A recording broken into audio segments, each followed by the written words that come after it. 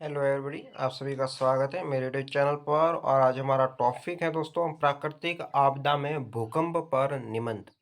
भूकंप पर निबंध। प्राकृतिक आपदा में भूकंप आता है उस पर निबंध कई बार सभी जो एग्जाम होते हैं उनमें पूछा जाता है।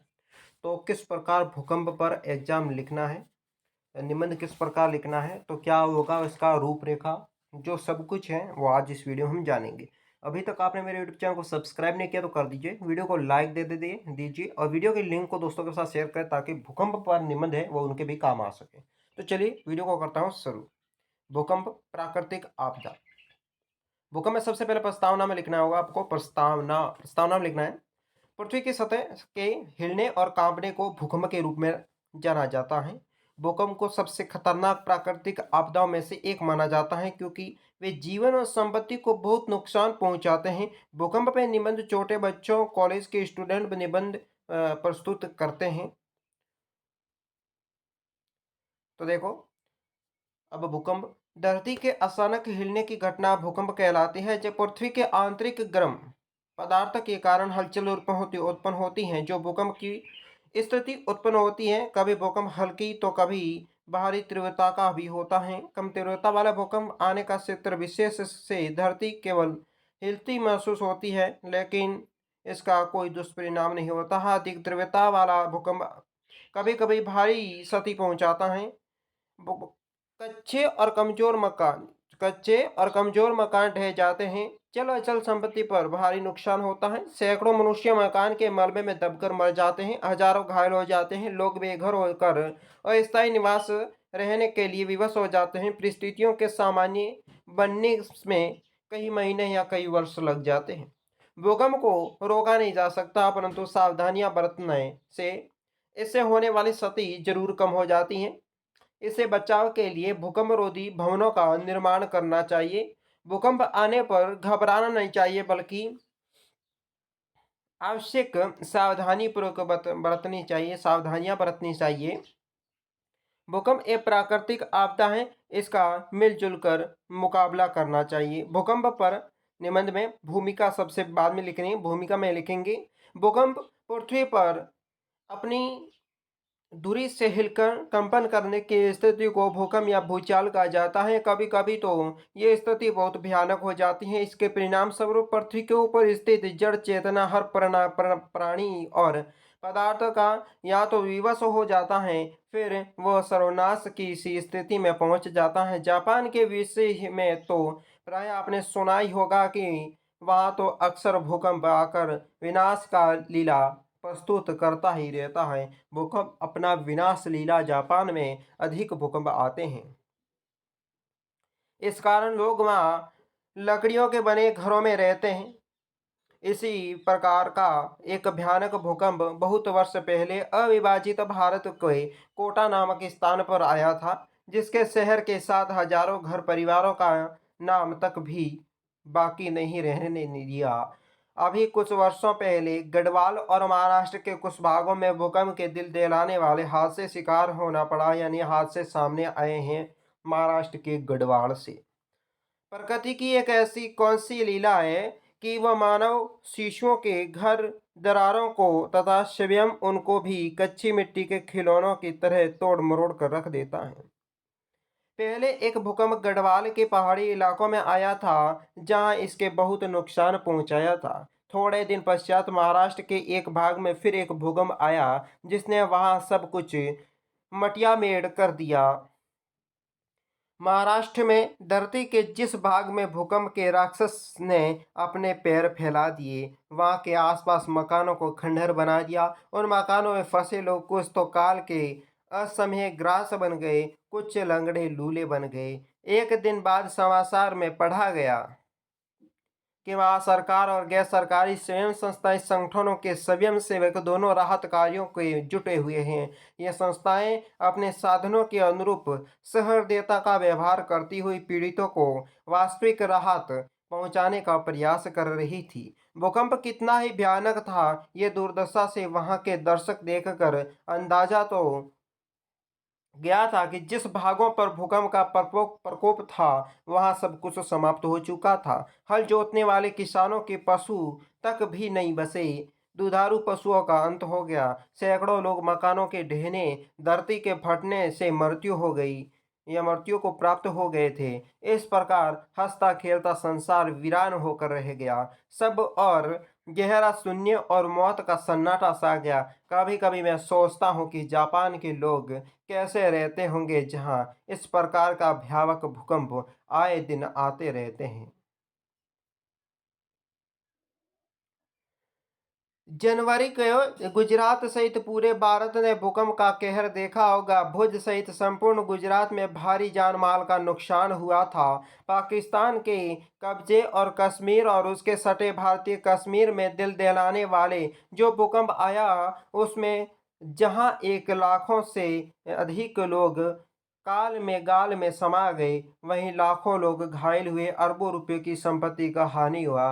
भूकंप वैज्ञानिक का कहना है कि अभी तक ऐसा कोई उपकरण यंत्र विकसित नहीं हुआ है जिसमें यह पता चल सके कि अमुक अमुक क्षेत्रों में भूकंप आने वाला है। भूकंप के आते समय रिक्टर स्केल पर सिर्फ उसकी क्षमता का माप लिया जा सकता है। जापान, पेरू व अमेरिका कुछ राज्यों में जहां भूकंप के झटके अक्सर महसूस हो जाते हैं, वहां के वैज्ञानिकों ने भूकंप रोधी मकानों का निर्माण किया है। भारत के भूकंप प्रभावित क्षेत्रों में भी भूकंप रोधी मकानों के निर्माण की प्रक्रिया शुरू करने के लिए सरकार को कारगर नीति बनाने की बात कही है। अब इसके भूकंप के संबंध में लिखनी है लास्ट में उपसहार या भूमिका। प्रकृति उस ईश्वर की रचना होने के कारण अजय मनुष्य आदि काल में प्रकृति की शक्तियों के साथ संघर्ष करता रहता है। अपनी बुद्धि साहस और शक्ति के बल पर प्रकृति के अनेक रहस्यों का उद्घाटन करने की सफलता प्राप्त करता है, लेकिन इस प्रकृति की शक्ति का पूर्ण अधिकार करने का सामर्थ्य मनुष्य में नहीं होता। प्रकृति अनेक रूपों में हमारे सामने आती है। यह कभी अपना कोमल और सुखदायक रूप दिखाती है, तो कभी ऐसा कठोर रूप धारण करती है कि मनुष्य अपने सामने विवश होकर असहाय हो जाता है। आंधी, तूफान, अकाल, अनावृष्टि, अतिवृष्टि, भूकंप ऐसे ही प्रकोप हैं। भूकंप क्या है? भूमि के हिलने को भूचाल भूकंप की संज्ञा दी गई है। धरती का कोई भी अंग ऐसा नहीं बचता जहां कभी न कभी भूकंप के झटके न आए हो। भूकंप के हल्के झटके से तो विशेष हानि नहीं होती है, लेकिन जब कभी जोर से झटके आते हैं तो वे प्रलयकारी दृश्य उपस्थिति कर देती है। कामयाबी के महाकाव्य की रचना श्री जयशंकर प्रसाद के प्रकृति का प्रकोप का वर्णन करते हुए लिखा है। उन्होंने किसने लिखा है? जयशंकर प्रसाद ने प्रकृति के भूकंप पर एक विशेष कुछ रचना लिखी है। देख लेते हैं क्या है। हाहाकार हुआ कर्दनमय, कठिन कुलिश होते थे चूर, हुए दिगंग बाघेर भीषण रव, बार बार होता था क्रूर। ये शब्द लिखा है। भूकंप के कारण भूकंप क्यों आते हैं, ये एक ऐसा रहस्य है जिसका उद्घाटन आज तक नहीं हो पाया। इसका दोस्तों जो है इसका तथ्य को कोई नहीं जान पाया कि भूकंप क्यों आता है। वैज्ञानिकों ने प्रकृति को मनुष्य के अनुकूल बनाने का प्रयत्न किया है। वह गर्मी और सर्दी में स्वयं को बचाने के लिए वातावरण को अपने अनुकूल बना सकता है, लेकिन भूकंप और बाढ़ जैसी ऐसी देवी प्रकोप है जिसका साधन समाधान मनुष्य जाति सैकड़ों वर्ष के कठोर प्रयत्न के बावजूद भी नहीं कर पाया है। भूकंप के कारणों के विभिन्न मत।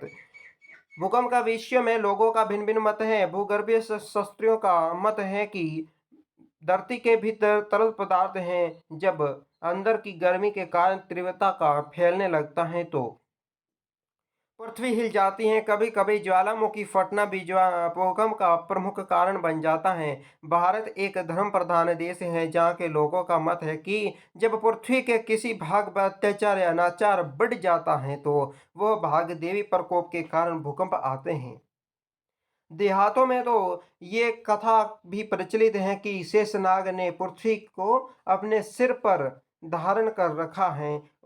उसके 7 सिर हैं। जब एक सिर पृथ्वी के बोझ के कारण थक जाता है तो दूसरे सिर पर बदलता है। इसी कारण इसी क्रिया को पृथ्वी हिल जाती है और भूकंप आ जाता है। अर्थशास्त्रियों का तर्क है कि जब पृथ्वी की जनसंख्या जरूरतमंद से अधिक बढ़ जाती है तब उसे संतुलित करने के लिए भूकंप उत्पन्न किया करती है। अब बात करते हैं भूकंप की हानियां। भूकंप के कारण कोई भी नहीं जाना हो, इसका कहीं इतना निश्चित है कि यह एक देवी का प्रकोप है जो अधिक विनाश का कारण बनता है। ये जानलेवा ही नहीं बनता बल्कि मनुष्य की शताब्दी की मेहनत को भी नष्ट कर देता है। बिहार के बड़े विनाशकारी भूकंप देखे हैं। हजारों लोग मौत के मुंह में चले गए, भूमि के दरारें पड़ गई, जिसमें जीवित प्राणी समा गए। पृथ्वी के गर्भ से कई प्रकार की विषैली गैस उत्पन्न हुई जिससे प्राणियों का दम घुट गया। भूकंप के कारण जो लोग धरती में समा गए उसे मृत शरीर के बाहर निकालने के लिए धरती की खुदाई करनी पड़ी। यातायात के साधन नष्ट हो जाते हैं, बड़े बड़े भवने धराशायी हो गए, लोग बेघर हो जाते हैं, धनवान निर्धन हो जाता है और निर्धनता को जीने के लाले पड़ जाते हैं। भूकंप का उल्लेख सन में क्वेंटो जापान का है। क्वेंटो ने भूकंप का प्रलयकारी नृत्य देखा था। भूकंप के तेज झटके के कारण देखते ही देखते एक सुंदर नगर नष्ट हो गया। हजारों स्त्री पुरुष ही रातों की सुखद नींद का आनंद ले रहे थे, क्षण भर में मौत का ग्रास बन गया। मकान, सड़कें, वृक्ष आदि नष्ट हो गए, सब कुछ बहुत दयनीय हो गया। बहुत ही लोग अपंग हो गए, किसी का हाथ टूट गया तो किसी की टांग, कोई अंधा हो गया तो कोई बहरा हो गया। अनेक स्त्रियां विधवा हो गई, बच्चे अनाथ हो गए। भारत देश में गुजरात में सन 2000 का भूकंप ऐसा ही रहा है, जिसमें हुई बर्बादगी अभी तक किसी भी भूकंप में हुई बर्बादगी से अधिक है। आज भी जब इस भूकंप की करुणा कहानी को सुनते हैं तो हृदय कांप उठता है। इस संबंध में भिन्न भिन्न मत प्रचलित हुए हैं। भूगर्भीय शास्त्री की राय है कि भूकंप के भीतर की तहों से सभी धातुएं पदार्थ आदि तरल रूप में बह जाते हैं। जब वे गर्मी के कारण अधिक तेजी से बहते हैं, फैलते हैं, तो धरती का कांप उठती है। कभी कभी ज्वाला पर्वत के फटने से भी भूकंप आ जाता है। एक अन्य मत यह भी प्रचलित है कि पृथ्वी के भीतर मिट्टी के तहों में बैठने या धंसने से भी भूकंप हिल जाता है। जापान आदि कुछ ऐसे देशों में भी जापान की संभावना अधिक रहती है। इस मकान पत्थर चुने ईंटों से ना होकर लकड़ी और गत्ते के मकान बनाए जाते हैं। ये साधन भूकंप के प्रभाव को कम करते हैं पर उन्हें रोक नहीं सकते। भूकंप जब भी आता है जान माल की हानि अवश्य होती है। टर्की में भी एक भीषण भूकंप आया था जिसका परिणाम स्वरूप हजारों मनुष्य दबकर मर गए। भूकंप के हल्के हल्के झटके कम भयंकर नहीं होते हैं, उससे भवनों को क्षति पहुंचती है। अब भूकंप के बारे में उपसंहार उपसंहार इस निबंध का होगा। आज का युग वैज्ञानिक का युग है।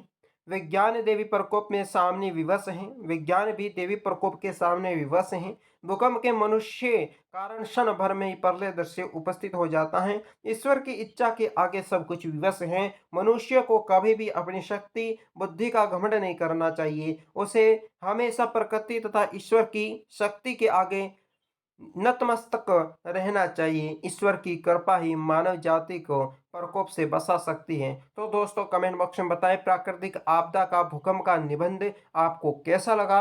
आज के वीडियो में बस इतना ही। अगला जो भी आपदा के भूकंप है वह सब हमारे चैनल पर उपस्थित हैं। चैनल को सब्सक्राइब, वीडियो को लाइक, दोस्तों के साथ शेयर करें।